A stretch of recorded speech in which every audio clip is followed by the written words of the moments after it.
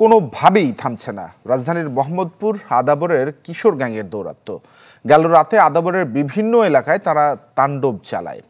এতে গুরুতর আহত হন ৩ জন, আর এই সময় ভাঙচুর করা হয় দোকানপাট। আদাবর থানা পুলিশ বলছে বিষয়টি নিয়ে কাজ করছেন তারা।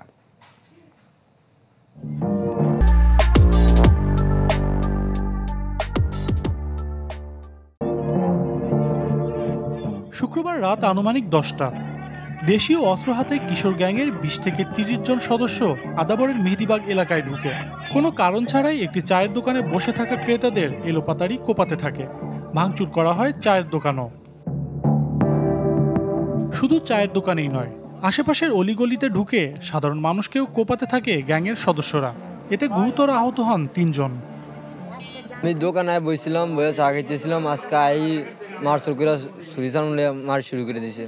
হঠাৎ জানি না, শুনি না, কিছু না, কমান শুরু করছে। সবার মধ্যে ক্যাপ আর মাস্ক পরা, মানে বড় বড় রান্তা চুরি হোক লাঠি আইসে মত্তরে বাড়ি বড়ি দিয়ে সব আমার ক্যাশ টাকা টোকা সব ব্যাংকে চলে লয়ে গেছে। আজকের এটার কোনো ঘটনা না, এটা হচ্ছে একটা গ্যাং। এটা হচ্ছে আপনার বিভিন্ন সময় তারা যে আছে তাদের অস্তিত্ব জানান দেয়। ঘটনার কয়েক ঘন্টা পরে কিশোর গ্যাংয়ের এক সদস্যকে সিসিটিভির ফুটেজ দেখে ধরে ফেলে এলাকাবাসী। সে জানায় ডিবি সুমন নামে এক বড় ভাইয়ের নির্দেশে হামলা চালায় তারা।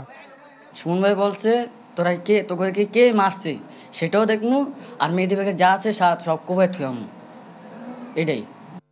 একই সময় আদাবরে কয়েকটি জায়গায় হামলা হয়। আদাবর থানার ডিউটি অফিসার জানান বিষয়টি নিয়ে কাজ করছেন তারা। কিশোর গ্যাংয়ের একটা মহড়া ছিল, আমরা সেখান থেকে আমাদের থানার ওসি, তদন্ত স্যার, মোবাইল পার্টি সহ একাধিক পার্টি গেছে। বিশেষ অভিযানে একজন ছিনতাইকারী আমাদের অ্যারেস্টও আছে। আমরা কাজ করতেছি, আপাতত পরিবেশ স্বাভাবিক আছে।